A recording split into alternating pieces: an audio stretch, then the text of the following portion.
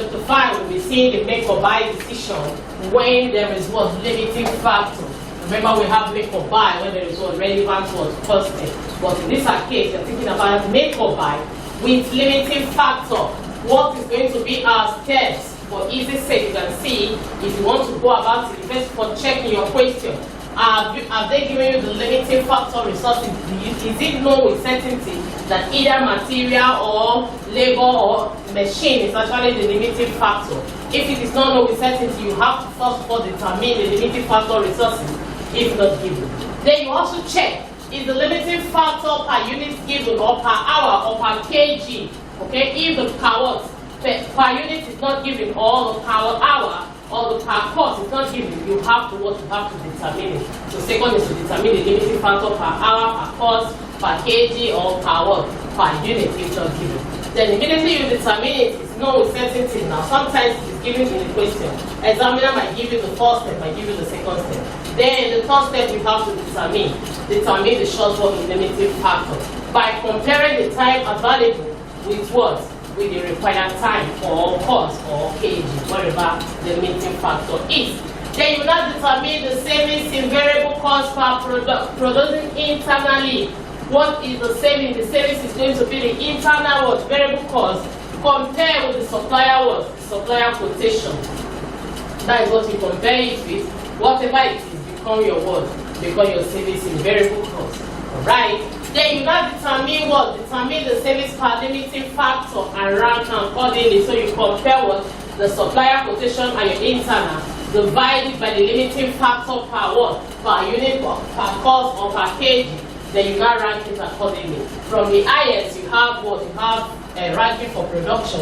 Then from the lowest, you have what? Ranking for buying. Then you now allocate the what? The optimal solution. Remember the one that has the what? They rank the highest in production. That is what we stand for, giving the available time required.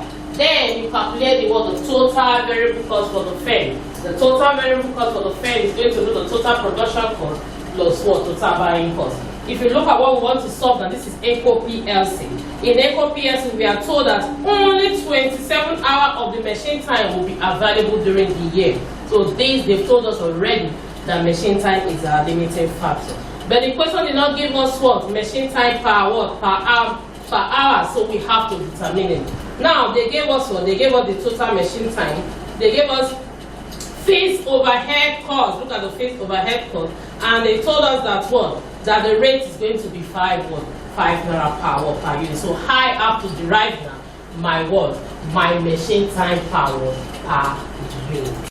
A, you can see I want to determine the machine hour per unit because it's not given. So since it is not given and I find that the machine hour is actually my limiting factor, you can see to determine it is going to be my what? My fixed cost per unit divided by the what? Fixed overhead absorption rate per hour. So you can see the rate is given to me. So once I divide, I should be able to have my machine time per unit. So remember the machine time per unit, the first line in your standard cost card. This is always in the first line in the standard cost card. Then this is in the second line. Then this is always in the third line. Remember, if you want to get this, initially it is what? The fixed overhead absorption rate per unit multiplied by the what? The machine hour per unit.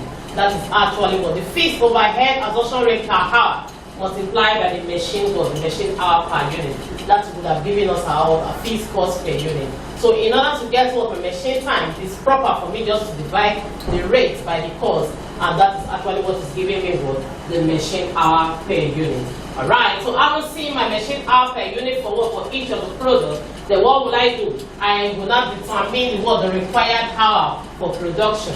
And now it's going to be my production unit, that is the component they want to produce, multiplied by the machine hour per unit. So you can see why multiply now the what? P actually needs 12,000 hours to do what? To complete its production.